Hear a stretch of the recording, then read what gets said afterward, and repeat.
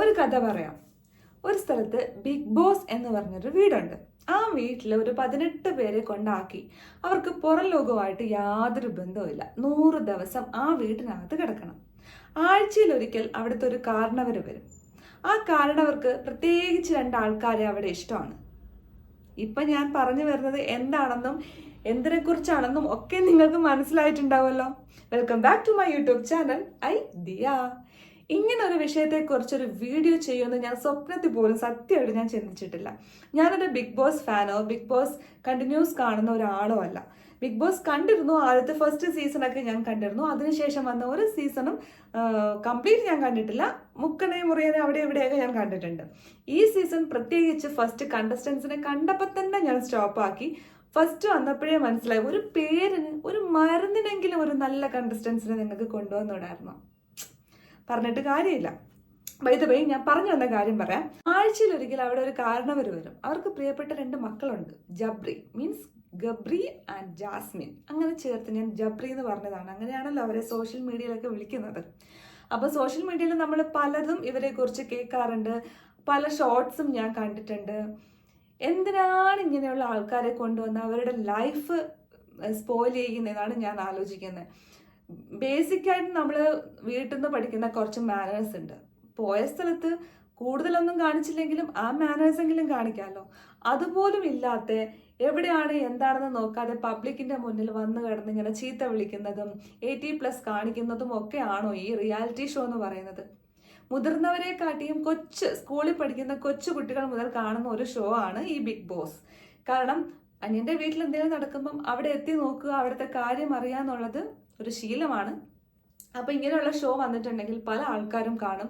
ഇതിൽ ഒരുപാട് ഫാനും ഇതിന്റെ പിറകെ മരിച്ചു കിടന്ന് ഇത് കാണുന്ന ആൾക്കാരും ഇതിനിങ്ങനെ ഈ കണ്ടസ്റ്റൻസിന് വേണ്ടിയിട്ട് ഇങ്ങനെ മെസ്സേജ് അയക്കുന്ന ആൾക്കാർക്ക് വേണം ആദ്യം അടി കൊടുക്കാൻ. സത്യമായിട്ടും എന്തിനാ ഇതുപോലുള്ള ഷോസ് വന്നിട്ട് വീട്ടുകാർക്കും നാട്ടുകാർക്കും ഒരു ഉപയോഗമില്ലാത്ത ഇങ്ങനെ കുറെ ഷോസ് വരുന്നു. ഈ ഷോസ് കാണിക്കുന്നതിന്റെ പേരിൽ ഭയങ്കരമായിട്ട് ഡിപ്രഷൻ അടിക്കുന്നു, TV അടിച്ചു പൊട്ടിക്കുന്നു, അങ്ങനെയൊക്കെ ഏതൊക്കെ ഒരു സീസണിൽ അങ്ങനത്തെ സംഭവങ്ങളൊക്കെ ഉണ്ടായിരുന്നു. എന്തിന്റെ ആവശ്യമാണെന്ന് എനിക്ക് മനസ്സിലാവുന്നില്ല. മൂക്കള വീണ ചായ, എന്തൊക്കെയാണ്, കയ്യിലെ നഖം കടിച്ച് അവസാനം കാലിലെ നഖം വരെ കടിക്കുന്ന ഒരു ഷോർട്സ്, ജാസ്മിൻ്റെ ഒരു ഷോർട്സ് ഞാൻ കണ്ടിട്ടുണ്ടായിരുന്നു. പിന്നെ മോഹൻലാൽ വന്നപ്പോൾ കൺസെഷൻ റൂമിൽ ജാസ്മിനെ വിളിച്ചിട്ട് ബ്ലോക്ക് ആണെന്ന് പറയുന്നത് കേട്ടു. പിന്നെ പറയുന്നത് കേട്ടു ജാസ്മിൻ്റെ അച്ഛൻ ബേക്കറി പോയപ്പം അവിടുത്തെ ട്രാഫിക് ബ്ലോക്കിന്റെ കാര്യമാണ് പറഞ്ഞതെന്നൊക്കെ പറയുന്നത് കേട്ട് എന്തൊക്കെയാണോ എന്നുള്ളത് കേൾക്കുന്നത് നിങ്ങൾക്ക് മനസ്സിലാവുമല്ലോ. കാണുന്നവർക്ക് ഇതിനെക്കാട്ടിയും കൂടുതൽ മനസ്സിലാവും. അപ്പൊ ഞാൻ പറഞ്ഞു വന്നത്, ഈ ഷോയിനെ കുറിച്ച് ഞാനിപ്പം സംസാരിക്കാനുള്ള കാരണം, ഈ കുറച്ച് ദിവസമായിട്ട് സോഷ്യൽ മീഡിയ മുഴുവനും അഖിൽ മാരാർ ഒരു വീഡിയോ ഇട്ടിരിക്കുന്നതിനെ കുറിച്ച് നിങ്ങൾ എല്ലാവരും കണ്ടു കാണും, ഞാനും കണ്ടു.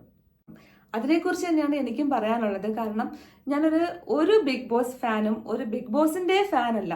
അതൊരു മൈൻഡ് ഗെയിം ആണെന്ന് നമുക്കറിയാം. ആ ഷോ മൈൻഡ് ഗെയിമിന്റെ രീതിയിൽ നല്ലതുപോലെ കൊണ്ടുവന്നാൽ അടിപൊളിയായിട്ട് എല്ലാവരും കാണുന്ന ഒരു ഹിറ്റ് ഷോ ആക്കി മാറ്റാവുന്നതേ ഉള്ളൂ. ഇതുപോലുള്ള വൃത്തികേടുകൾ കാണിച്ച് ആൾക്കാരെ കൊണ്ട് വൃത്തികേടുകൾ പറയിപ്പിച്ച് ആൾക്കാരുടെ മുന്നിൽ കണ്ടസ്റ്റൻസിനെ നാറ്റിച്ച് ഒരു ചീറ്റിംഗ് ഷോ ആക്കി മാറ്റുന്നതിനേയും കാട്ടിയും നല്ല ബ്രില്യൻ്റായ ആൾക്കാരെ കൊണ്ട് നല്ലതുപോലെ ഒരു മൈൻഡ് ഗെയിം ആക്കി നല്ലൊരു റിയാലിറ്റി ഷോ ആക്കാനുള്ള ഒരു ഷോ ആണ് ബിഗ് ബോസ്. സത്യം പറഞ്ഞാൽ അങ്ങനെ ചെയ്തിരുന്നെങ്കിൽ ഇപ്പൊ ആരും ഇതിനെക്കുറിച്ച് മോശമായൊരു അഭിപ്രായം പറയില്ല. അപ്പം അഖിൽ മാരാർ വന്ന് പല സംഭവങ്ങളും വെട്ടിത്തുറന്ന് സത്യസന്ധമായി പറഞ്ഞു. Hats off. കാരണം അയാളൊരു ആണാണ്.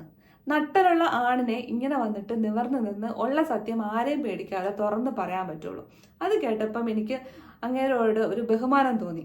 കാരണം ഈ ഷോ കാണുന്ന ചില ക്ലിപ്പിംഗ്സ് കാണുമ്പോൾ നമുക്ക് തന്നെ തോന്നും ഇതെന്തെങ്കിലും ഇതിനകത്ത് നടക്കുന്ന എന്തെങ്കിലുമൊക്കെ ഒരു പരിപാടിയാണ്. കാരണം ജാസ്മിനും ജബ്രിയും എന്തവിടെ ചെയ്താലും മോഹൻലാലിന് ഒരു പ്രശ്നവും. വൈൽഡ് കാർഡ് എൻട്രി ആയിട്ട് സിബിനും കുറെ ആൾക്കാരും വന്നു. അപ്പം സിബിനെ കണ്ടപ്പം, സിബിന്റെ കളി കണ്ടപ്പം സിബിനായിരിക്കും കുറച്ച് ബെറ്റർ എന്ന് വിചാരിച്ചു. സിബിനെ പുറത്താക്കി. എന്തായാലും ജാസ്മിന് കപ്പ് കൊടുക്കുമെന്ന് എനിക്ക് തോന്നുന്നില്ല. കാരണം ജാസ്മിനെ കൊണ്ട് മാക്സിമം ഊറ്റിയെടുത്ത് പ്രേക്ഷകരെ കൊണ്ട് പലതും പറയിപ്പിച്ച് അവരുടെ ലൈഫ് സ്പോയിൽ ചെയ്യുന്ന രീതിയിൽ അങ്ങനെ കൊണ്ടുപോകും, അവസാനം പറഞ്ഞു വിടും. ഇത്രയേ ഉള്ളൂ. ആർക്കോ ഒരാൾക്ക് കപ്പ് കൊടുക്കാൻ വേണ്ടിയിട്ട് അവിടെ പ്ലാൻ ചെയ്ത് വെച്ചിട്ടുണ്ട്, അവർക്ക് കൊടുക്കും കപ്പ്. അപ്പോൾ അഖിൽ മാരാർ പറയുന്ന കുറച്ച് കാര്യങ്ങൾ നമുക്ക് കേൾക്കാം.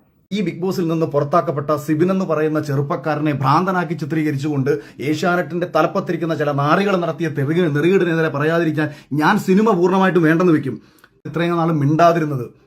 ഇതിൽ വന്നു പോയിട്ടുള്ള പല മത്സരാർത്ഥികൾക്കും ഈ സ്ത്രീകളെ ഇവന്മാർ ഉപയോഗിച്ചിട്ടുള്ള രീതികൾ, പല മത്സരാർത്ഥികൾക്കും പണം പറഞ്ഞിട്ട് ആ പണത്തിന്റെ കാശിന്റെ ഷെയർ വാങ്ങി പല മത്സരാർത്ഥികളെ ബിഗ് ബോസിൽ കയറ്റിയതുൾപ്പെടെയുള്ള വിഷയങ്ങൾ. സിബിൻ എന്ന് പറയുന്ന ചെറുപ്പക്കാരൻ ഒരിക്കലും ആ ഷോയിൽ നിന്ന് പുറത്തു പോകണമെന്ന് ആഗ്രഹിച്ചിരുന്നതല്ല.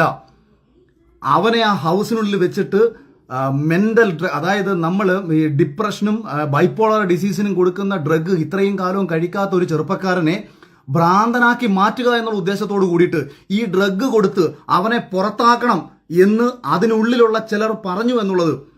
ഞങ്ങളുടെ ഷോ 1 മുതൽ 5 വരെ സീസണിന്റെ ഷോ ഡയറക്ടറായിരുന്ന അർജുൻ എന്ന് പറയുന്ന മനുഷ്യൻ ഈ ഷോയിൽ നിന്ന് ഇറങ്ങിപ്പോയി എന്ന ഒരു യാഥാർത്ഥ്യം കൂടി നിങ്ങൾ തിരിച്ചറിയണം. ഏറ്റവും കൂടുതൽ ജനങ്ങൾ സ്നേഹിക്കുന്ന ഒരു മനുഷ്യനെ ശനിയാഴ്ച ഞായറാഴ്ച പിടിച്ചു നിർത്തിയിട്ട് കേരളത്തിലെ മനുഷ്യരെ കോമാളിയാക്കുന്നു. മോഹൻലാൽ എന്താ നിന്റെ കളിപ്പാവകളോ? കാശ് കൊടുത്ത ആ മനുഷ്യനെ ഈ സമൂഹത്തിന്റെ തെരുവിളി കേൾപ്പിക്കേണ്ട കാര്യമുണ്ടോ? ആ മനുഷ്യനെ സ്നേഹിക്കുന്ന എത്രയോ മനുഷ്യർ ആ മനുഷ്യനെ തെരുവിളിച്ചുകൊണ്ടിരിക്കുകയാണ്. ആരാണ് ഇതിന് കാരണക്കാർ? നിനക്കൊക്കെ എതിരെ പറയാൻ പല ആൾക്കാർക്ക് പേടിയായിരിക്കും. കാര്യം നഷ്ടപ്പെടാൻ ഒരുപാടുണ്ടെന്നുള്ള ചിന്ത കൊണ്ടാണ് കുമാരൻ നിനക്കൊക്കെ എതിരെ പറയാൻ ഭയപ്പെടുന്നത്. എനിക്കൊരു വെണ്ടക്കയില്ല. കറക്റ്റാണ് അഖിൽ മലർ പറഞ്ഞത്. സിബിൻ ഇറങ്ങിപ്പോകേണ്ട കാര്യമില്ല. സിബിൻ നന്നായിട്ട് കളിച്ച് വന്നതായിരുന്നു. ബട്ട് ചെറിയ ഒരു എന്താ പറയണ്ടേ, എന്തോ കൈ കൊണ്ടോ കാല് കൊണ്ടോ എന്തോ ഒരു ആംഗ്യം കാണിച്ചത് കൊണ്ടാണ് സിബിന് പവർ റൂമിൽ നിന്ന് പുറത്താക്കിയതും സിബിന് എന്താ പറയാ പണിഷ്മെന്റ് കൊടുത്തതും ഡയറക്റ്റ് നോമിനേഷനിൽ വന്നതൊക്കെ. ഈ നോമിനേഷൻ കൊടുത്ത മോഹൻലാൽ തന്നെ ഇതിനെക്കാട്ടിയും ഒരുപാട് പബ്ലിക്കിന്റെ മുന്നിൽ നിന്നും ഇതുപോലെ ഒരു ആംഗ്യം കാണിച്ചിട്ടുണ്ട്. ഇതിന് മുന്നത്തെ ഷോയിലും പല ആൾക്കാരും വന്നു ഇതുപോലുള്ള ആംഗ്യങ്ങൾ കാണിച്ച് ഇതിനപ്പുറമുള്ള ആംഗ്യങ്ങൾ കാണിച്ചിട്ട് അവരാരെയും പുറത്താക്കിയിട്ടുമില്ല, പണിഷ്മെന്റ് കൊടുത്തിട്ടുമില്ല. അപ്പം സിബിന് മാത്രം എന്തോ ഒരു പ്രത്യേകത, അതുകൊണ്ട് സിബിനെ പുറത്താക്കി. പിന്നെ എനിക്ക് അഖിൽ മലർ പറഞ്ഞ 2 കാര്യങ്ങളോട് മാത്രമേ യോജിക്കാൻ പറ്റാണ്ടുള്ളൂ. ഈ ഷോയിൽ പങ്കെടുത്ത സ്ത്രീകളെ പലതിനും യൂസ് ചെയ്തിട്ടുണ്ട് എന്നിങ്ങനെ അഖിൽ മലർ പറയുന്നുണ്ട്. ആരെയെങ്കിലും 1-2 പേരോട് അങ്ങനെ എന്തെങ്കിലും കമന്റോ അല്ലെങ്കിൽ അങ്ങനത്തെ രീതിയിൽ സംസാരിച്ചിട്ടുണ്ടാകാം. പക്ഷേ അഖിൽ മലർ പറഞ്ഞത് എല്ലാ ആൾക്കാരെയും ഉൾപ്പെടുത്തിക്കൊണ്ടല്ല പറഞ്ഞത് എന്നുള്ളത് സത്യമാണ്. അത് ക്ലിയർ ആയിട്ട് അയാളുടെ വീഡിയോ കണ്ടാൽ മനസ്സിലാവും. പക്ഷെ ഇതിനെതിരെ നെഗറ്റീവായിട്ട് ഒരുപാട് സ്ത്രീകൾ രംഗത്തിറങ്ങി എന്നെ പറഞ്ഞതാണോ എന്ന് പറഞ്ഞിട്ട് പല ആൾക്കാരുടെ വീഡിയോസ് ഇങ്ങനെ വന്നുകൊണ്ടേയിരിക്കുന്നുണ്ട്. സത്യം ആരെ പറഞ്ഞതാണെന്നുള്ളത് കേട്ട ആൾക്കും പറഞ്ഞവർക്കും അറിയാം. പക്ഷെ സ്ത്രീകളെ പലതിനും ഉപയോഗിക്കുന്നുണ്ട്, സ്വന്തം ആവശ്യങ്ങൾക്ക് വേണ്ടി ഉപയോഗിക്കുന്നുണ്ട് എന്നുള്ളൊരു വാക്ക് ഉപയോഗിച്ചപ്പോൾ പലരും അത് തെറ്റിദ്ധരിച്ചു. പക്ഷെ അങ്ങനെ ഒരു കാര്യം പറയേണ്ടിയിരുന്നില്ല. അഥവാ പറഞ്ഞിരുന്നെങ്കിൽ അതിന് വ്യക്തമായിട്ടുള്ള ഒരാൾ ഉണ്ടെങ്കിൽ അവരെയും കൂടി മുഖം കാണിക്കാതെ അത് പുറത്തു വിടാമായിരുന്നു. അതൊന്നാമത്തെ തെറ്റ്. പിന്നെ രണ്ടാമത് അഖിൽ മലർ പറയുന്നുണ്ട് ഈ പാവം മോഹൻലാലിനെ പറഞ്ഞു പറ്റിച്ച് ഈ ഷോയ്ക്ക് വേണ്ടി ഉപയോഗിക്കുന്നു എന്ന്. മോഹൻലാൽ എന്താ മണ്ടനാണോ പറഞ്ഞു പറ്റിക്കാൻ? ഈ ഷോ കണ്ടുവന്ന് ഈ ഷോയുടെ അവതാരകനായിട്ട് സ്റ്റാർട്ടിങ് മുതലേ ഉണ്ട്. ഈ ഷോ കണ്ടിട്ട് വരുന്ന മോഹൻലാൽ ആണെങ്കിൽ ഇങ്ങനെ ആയിരിക്കില്ല പ്രതികരിക്കുന്നത്. ഇത് എന്തൊക്കെ പറയണം എന്ന് പറഞ്ഞ് പഠിപ്പിച്ച് മോഹൻലാലിനെ കൊണ്ട് പറയിപ്പിക്കുന്നു. അതുപോലെ വന്ന് മോഹൻലാൽ പറയുന്നു. ഇതിന്റെ തെറ്റും ശരിയും എന്താണെന്നുള്ളതോ നമ്മുടെ ഹിന്ദി ബിഗ് ബോസ് ഒക്കെ കണ്ടിട്ടുണ്ടെങ്കിൽ അതിൽ അവതാരകർ വന്ന് പ്രതികരിക്കുന്നത് പോലെയാണോ മോഹൻലാൽ വന്ന് പ്രതികരിക്കുന്നത്? അല്ല. സ്ത്രീകളോട് സംസാരിക്കാൻ തന്നെ പേടിയാണ്. ജാസ്മിൻ ഒന്ന് ഉറക്കെ സംസാരിച്ചിട്ടുണ്ടെങ്കിൽ മോഹൻലാൽ അവിടെ തീർന്നു. ഏതെങ്കിലും ഒരു സ്ത്രീ ഒന്ന് ഉറക്കെ സംസാരിച്ചിട്ടുണ്ടെങ്കിൽ മോഹൻലാൽ ഫ്ലാറ്റ്. ഇതിന്റെ സത്യാവസ്ഥ കണ്ടിട്ടാണോ മോഹൻലാൽ ഇങ്ങനെയൊക്കെ പറയുന്നതെങ്കിൽ ഓക്കെ, അതിനെതിരായ നടപടികൾ ഡയറക്റ്റ് മോഹൻലാലിന് പറയാം. ഇത് കാശ് വാങ്ങിച്ചു എന്തൊക്കെ പറയണമെന്ന് പറഞ്ഞു പഠിപ്പിച്ച് അതുപോലെ വന്നിട്ട് മോഹൻലാൽ വോമിറ്റ് ചെയ്യുന്നു. ഇത്രയും ഫിലിമൊക്കെ ചെയ്ത് ഇത്ര ഫേമസ് ആയി ഒരു എന്താ പറയാ കംപ്ലീറ്റ് ആക്ടർ എന്ന ഒരു പേര് നേടിയ നമ്മുടെ മോഹൻലാലിന് എന്തായാലും കാശിന്റെ ആവശ്യത്തിന് ഇത് ചെയ്യേണ്ട വല്ല കാര്യമുണ്ടോ? ഒരുപാട് കാശ് സമ്പാദിച്ച് അഭിനയിച്ച് ഒക്കെ ഉണ്ടാക്കിയിട്ടുണ്ട്. അപ്പൊ ഈ ഷോയ്ക്ക് വേണ്ടിയിട്ട് ഈ കാശിന് വേണ്ടിയിട്ട് എന്തും ചെയ്യുന്നത് സ്വയം മനസ്സിലാക്കി ഇത്രയും ആൾക്കാരുടെ കമന്റും ഇത്രയും ആൾക്കാരുടെ ഈ ഷോയിനെ കുറിച്ചുള്ള ഫീഡ്ബാക്കും കണ്ടിട്ട് മോഹൻലാലിന് ഇത് സ്വയം മനസ്സിലാക്കേണ്ട ഒരു കാര്യമാണ്. അല്ലാതെ പാവം മോഹൻലാലിനെ പിടിച്ചു നിർത്തി ഈ ഷോയുടെ ഒരു ഇതാക്കി മാറ്റുന്നു എന്ന് പറയേണ്ട ആവശ്യമില്ല. പ്ലീസ് ലാലേട്ടാ, ഇതൊക്കെ ഒന്ന് നിർത്തി മതിയാക്കി അഭിനയം മാത്രമായിട്ട് ഒന്ന് ഒതുങ്ങി ജീവിക്കൂ. അങ്ങോട്ടുള്ള റെസ്പെക്ട് കൂടുകയുള്ളൂ. എനിക്കിതിനെക്കുറിച്ച് കൂടുതൽ പറയണമെന്നുണ്ട്. നമുക്ക് മാന്യമായ രീതിയിൽ സംസാരിക്കാൻ പറ്റുള്ളൂ. ഇതിനെക്കാട്ടിയും നല്ല രീതിയിൽ വികാരമായിട്ട് പല ആൾക്കാരും വീഡിയോസ് ചെയ്തിട്ടുണ്ട്. പക്ഷെ ഇത് കണ്ട് ഒന്ന് റിയാക്ട് ചെയ്യണമെന്ന് തോന്നി. ഈ ഷോയിനെ കുറിച്ച് കുറ്റം പറയുകയും ചെയ്യും. ബട്ട് 24 മണിക്കൂർ ഈ ഷോ ഇരുന്ന് കാണുന്ന ആൾക്കാരും നമ്മുടെ കൂട്ടത്തിലുണ്ട്. അപ്പം ഇതുപോലുള്ള എന്തെങ്കിലും കാര്യങ്ങൾ കണ്ടിട്ട് അതിനെക്കുറിച്ച് ഇങ്ങനെ റിയാക്ട് ചെയ്ത് ഇതിനെ വലിയ സംഭവമാക്കി ഈ ഷോനെ ഹിറ്റാക്കുകയാണ് നാട്ടുകാരെ നിങ്ങൾ ചെയ്യുന്നത്. ദയവ് ചെയ്ത് ഇതൊക്കെ പൂട്ടിക്കെട്ടി ഈ ഷോയ്ക്കെതിരെ വല്ല നടപടിയെടുത്ത് ഈ ഷോ നിർത്താൻ നോക്കുക. അല്ലെങ്കിൽ ഈ ഷോ നടത്തുന്ന ആൾക്കാർ ഇതിനെക്കുറിച്ച് നല്ല ബെറ്റർ ആയിട്ട് കുറച്ച് ബുദ്ധിയും വിവരവും ബിഹേവ് ചെയ്യാൻ അറിയുന്ന കുറച്ച് നല്ല കണ്ടസ്റ്റൻസിനെ കൊണ്ടുവന്ന് സമൂഹത്തിന് നിങ്ങൾ എന്താണോ കൊടുക്കാൻ ഉദ്ദേശിക്കുന്നത് അത് കൊടുക്കുക.